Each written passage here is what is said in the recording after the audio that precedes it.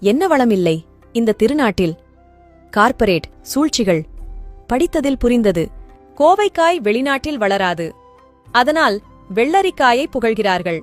கொத்தவரங்காய் வெளிநாட்டில் வளராது, அதனால் பீன்ஸை புகழ்கிறார்கள். முருங்கைக்காய் வெளிநாட்டில் வளராது, அதனால் புறக்கோழியை புகழ்கிறார்கள். தேங்காய் வெளிநாட்டில் வளராது, அதனால் பீட்ரூட்டை புகழ்கிறார்கள். அரசாணிக்காய் வெளிநாட்டில் வளராது, அதனால் உருளைக்கிழங்கை புகழ்கிறார்கள். பூசணிக்காய் வெளிநாட்டில் வளராது, அதனால் முள்ளங்கியை புகழ்கிறார்கள். வாழைப்பூ அதிகம் வெளிநாட்டில் வளராது, அதனால் முட்டைக்கோசை புகழ்கிறார்கள். நிலக்கடலை வெளிநாட்டில் வளராது, அதனால் பாதாம் பருப்பை புகழ்கிறார்கள். மிளகு வெளிநாட்டில் வளராது, அதனால் பச்சை மிளகாயை புகழ்கிறார்கள். கடுகு அதிகம் வெளிநாட்டில் வளராது, ஆலிவ் ஆயிலை புகழ்கிறார்கள். வெளிநாட்டு மோகம் நம் நாட்டை அழித்துக்கொண்டே வருகிறது. தடுப்பார் யார்? பாரத பூமி புண்ணிய பூமி. பாரதத்தில் வாழாதவர்கள் அதிர்ஷ்டமில்லாதவர்கள், பாரதத்தில் இருந்தும் வாழத் தெரியாதவர்கள் துர்பாக்கியசாலிகள். அரசும் மீடியாவும் பிரபலங்களும் மரம் நிழல் தரும், காற்று தரும், மழை தரும்னு சொல்லுவாங்க. ஆனா கனி தரும்னு மட்டும் சொல்லவே மாட்டாங்க. ஏன்? இப்ப சாலையோரம் வைத்திருக்கும் மரம், அரசு பள்ளி, மருத்துவமனை, அலுவலகங்கள், இங்கெல்லாம் இருக்கும் மரங்களை கவனியுங்கள். அங்கு கனி தரும் மரங்கள் எதுவுமே இருக்காது. ஏன்?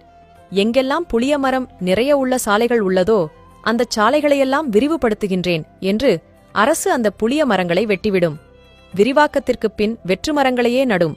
அரசும் தொண்டு நிறுவனங்களும் வெற்று மரங்களை மட்டுமே நடும். பொது முடக்கத்தில் பல ஆயிரம் பேர் பல மைல் தொலைவு சாலையில் பசியோடு நடந்து சென்றனர்.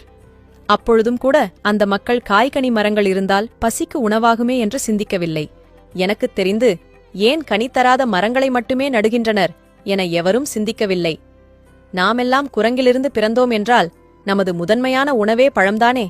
ஆனால் நாமே சிந்திக்கவில்லையே.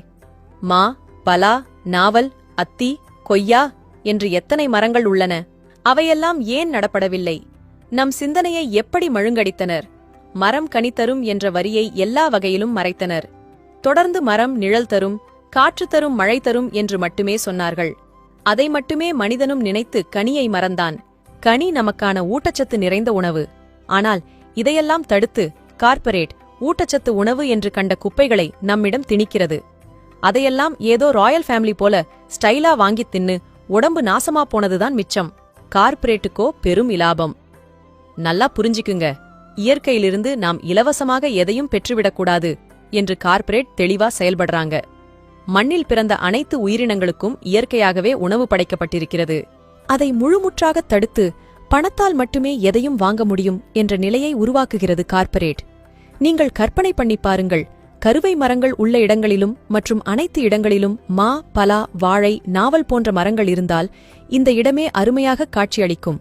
தை மாதங்களில் பூத்துக் குலுங்கும். உணவுப் பஞ்சம் என்ற ஒன்றே இருக்காது. நம் மனநிலையே மகிழ்வாக இருக்கும்.